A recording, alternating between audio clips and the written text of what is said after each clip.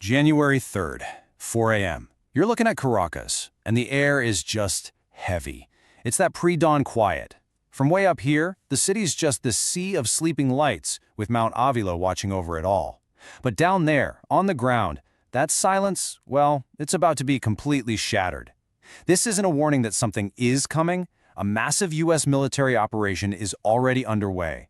The gears have been turning for hours, all grinding toward one single point in the heart of Venezuela. So what's the goal? It's surgical, but the implications are just monumental. We're talking about the physical capture of a sitting head of state, President Nicolas Maduro.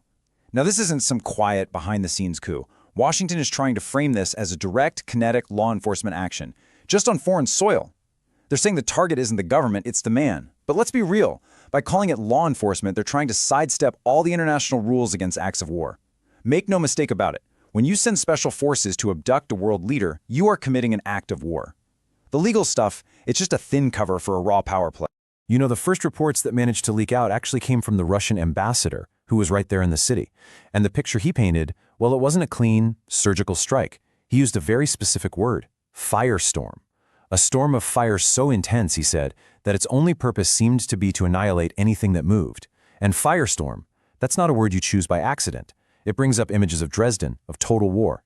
What the Russians are doing, from the very first moment, is setting up a counter-narrative. They're telling the world, this isn't law enforcement, this is a war crime. And that same report from the ambassador says something else, something really telling. At the exact moment the compound was breached, President Maduro was, for all intents and purposes, alone. His security detail, you know, those rings of protection that are supposed to make a leader untouchable, they were either neutralized, bypassed, or they just weren't there. The report is clear. No Venezuelan security was anywhere near him, and that tells you something huge. This operation wasn't won by kicking down a door. The real battle was fought in the weeks and months leading up to this. To get a leader that isolated, that points to a catastrophic intelligence failure, a betrayal so deep inside his inner circle that the entire state security system just became irrelevant. He was basically a ghost in his own palace before the first shot was even fired. A key piece of this whole thing, absolutely crucial to its success, was knocking out all local communications. And I don't just mean jamming some radios to mess up their defense. No, this was a total electronic blackout. This is really the heart of modern American military strategy. It's called multi-domain operations. The idea is, before a single soldier sets foot on the ground, you completely own the electromagnetic spectrum. You don't just blind their radar. You sever the links between the command center, the tanks, the soldiers on the street. You basically give the entire defense network a technological lobotomy. It creates this total paralysis, where even a powerful military is left deaf, dumb, and blind. Then, right in the middle of all this military precision and chaos, there's this unexpected human moment. The target list was very specific. Nicolás Maduro. His wife, Cilia Flores, she wasn't on it. But in those moments, right after he was captured, as they were moving him out, she absolutely refused to be left behind. She insisted on going with him, and you better believe the Russians seized on that immediately. Their ambassador didn't call it a surrender. He called it a feat, an act of personal courage. Now, it seems like a small detail, but it's a huge part of the information war. They're crafting this narrative of personal loyalty and defiance against what they're calling a cold, inhuman American machine. It's a story designed to play very, very well in certain parts of the world. An event like this, snatching a head of state, it just doesn't happen in a vacuum. This whole firestorm wasn't some random bolt of lightning from a clear blue sky. It was the climax of years and years of escalating hostility. I mean, most people think this all kicked off with the sanctions a few years ago, but you've got to go way further. You have to look at the whole history. The Monroe Doctrine, the oil nationalizations in the 70s, the rise of Hugo Chavez. For decades, Washington has seen Venezuela as a problem in its backyard. So all the sanctions, the diplomatic freezes, recognizing an opposition government, those were just the final turns of the screw in a long, long campaign of economic and political warfare. By the final year, all those back channels that used to exist, through countries like Norway or Switzerland, they'd gone completely cold. There was zero communication. And that's the point most people miss. They focus on the helicopters and the special forces. But the real failure, the point of no return, happened in quiet, empty rooms like this one, when diplomacy was allowed to die. It wasn't just a breakdown, it was a deliberate choice to stop talking. And when you can no longer talk to your enemy, when there are no off-ramps left, you're left with only one language. That raid was just the loud, violent exclamation point on a conversation that had actually ended years before. So what was Washington's official story? Well, they built their whole justification around some existing Department of Justice charges against Maduro for narco-terrorism. The narrative they pushed was, hey, this isn't an act of war against a country, it's just a big police action against a global criminal. But that argument completely bulldozes the entire system of national sovereignty that has governed the world for centuries. Using your own country's indictment to justify a military seizure of another country's leader, that sets a precedent that basically dissolves international law. It suggests that any country with enough firepower can act as a global police force. Diplomatic immunity, national borders, all of it becomes meaningless. It's a profoundly dangerous idea to let out of the box. So let's circle back to that communications blackout, that cyber assault, because honestly, it was everything. It's more than just the key, it was the operation. The guys on the ground, the physical raid, that's almost the second act. The main goal was to induce a system-wide shock and paralysis in the Venezuelan state. You hit the command and control network so that even if there are loyal army units ready to fight, they never get the order. They have no idea what's happening. They can't tell friend from foe. It's the modern version of cutting all the messenger's routes before a medieval battle, except it happens at the speed of light on a national scale. It wasn't just an attack on a man. It was a decapitation strike on the nation's entire central nervous system. Once they had him, Maduro and his wife were extracted from Caracas and flown directly to New York for trial. Now, you cannot overstate how complicated this is. To get into the capital of a hostile nation, neutralize the presidential guard, grab the president from his own home, and get out clean, that requires a jaw-dropping level of intelligence. We're talking about human assets, spies, deep inside the Venezuelan government, their military, maybe even the presidential guard itself. It points to a profound, systemic collapse in Venezuelan counterintelligence. They couldn't see or stop a plot that must have been in the works for a very, very long time. And the raid itself just throws this massive technological gap into sharp relief. You've got all these layers of tactical execution happening at once. First, the electronic warfare to make them blind and deaf. Second, you have covert assets on the ground feeding real-time intel right up to the last second. Then you have the assault team itself, using technology that Venezuela literally has no answer for. I mean, night vision that turns pitch black into broad daylight, suppressed weapons that make a firefight almost silent, tiny little drones that can fly through a window and map a building's entire layout before the first soldier ever steps inside.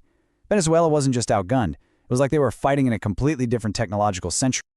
The political fallout, as you can imagine, was immediate.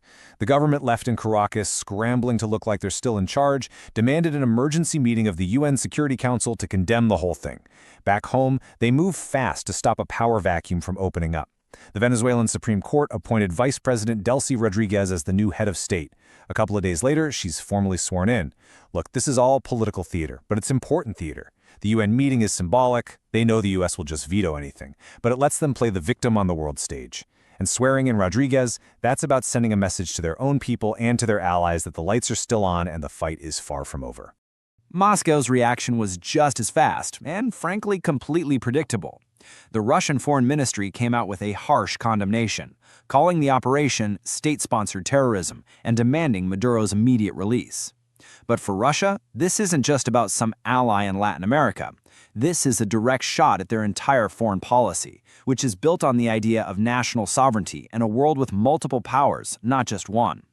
They see this as America just doing whatever it wants, removing any leader that doesn't like. For the Kremlin, this is an existential battle over the very rules of the game. And here's where it gets really tricky for Washington. Moscow wasn't shouting into the void. Beijing and Pyongyang quickly jumped in, echoing the exact same condemnation. And that's more than just a few angry press releases. What you're seeing is the hardening of an anti-American bloc. They're taking this from a fight between the US and Venezuela and turning it into a global challenge to American power. They are drawing a line in the sand. The message is crystal clear. An attack on one of us is a threat to all of us, and we will push back, together, whether that's with money, diplomacy, or something else. So all this brings us to the billion-dollar question. What can the new government in Caracas possibly do about it? A straight-up military fight is out of the question. It would be an absolute slaughter. So they have to pivot to what military strategists call an asymmetric response. It's the classic playbook for the weaker side. You don't fight their army with your army. You find their weak spots, their economy, their politics, their society, and you hit them there. You turn their greatest strengths into their biggest vulnerabilities. And for Venezuela, their number one weapon isn't a missile. It's this: oil. And that leads us to the first and honestly most volatile scenario: escalation. Caracas, with Russia and China backing them, decides to fight back dirty. They could try to disrupt major oil shipping routes in the Caribbean. They could manipulate their own oil production to send global energy prices through the roof and create chaos in the financial markets. And at the same time, they could launch state-sponsored cyber attacks against critical U.S. infrastructure. We're talking the power grid, the banking system. But the risk there is astronomical. A direct attack on the U.S. homeland would almost certainly trigger a full-scale war, something far beyond a single raid. It's an incredible gamble. But from their point of view, they might feel like they have nothing left to lose. Okay, so scenario number 2 is stalemate. The new government under Delcy Rodriguez just digs in its heels for a long, ugly fight. With a ton of economic support from China and military advisors and gear from Russia, they managed to stabilize things and hold on to power. The U.S. has Maduro in a courtroom in New York, but they're stuck. They got their man, but they didn't actually change the reality on the ground. The result? A new Cold War right here in the Western Hemisphere. Like another Cuba, but way bigger, with a lot more oil and with much more powerful friends. Just a festering wound of geopolitical tension right on America's doorstep. And then there's the third scenario, which is maybe the most terrifying of all: collapse. The American operation, which was supposed to be a clean, precise decapitation strike, instead completely shatters the already fragile Venezuelan state. Removing Maduro doesn't lead to a nice, stable transition. It creates a massive power vacuum, just like this empty square, and a dozen different factions rush in to fill it. Military warlords, drug cartels, political opportunists. The country fractures. It descends into a brutal, multi-sided civil war. And that kind of chaos, it doesn't respect borders. It spills over into Colombia, into Brazil, creating a refugee crisis that could destabilize the entire region. The surgical strike ends up being the very thing that kills the patient. When you get right down to it, the precedent that was set on January 3rd is profound. It hints at a new era where the old rules of how nations deal with each other are just being tossed aside for direct action. A world where a country's right to exist is conditional, depending on the interest of more powerful states. Now, in Washington, the capture of one man might be seen as a tactical win, but the real, long-term cost isn't measured by the success of one raid, it's measured in the global instability that rushes in when the guardrails of international law get torn down. So the question that's just left hanging there isn't really what happens to Nicolas Maduro, it's what happens to the world he leaves behind.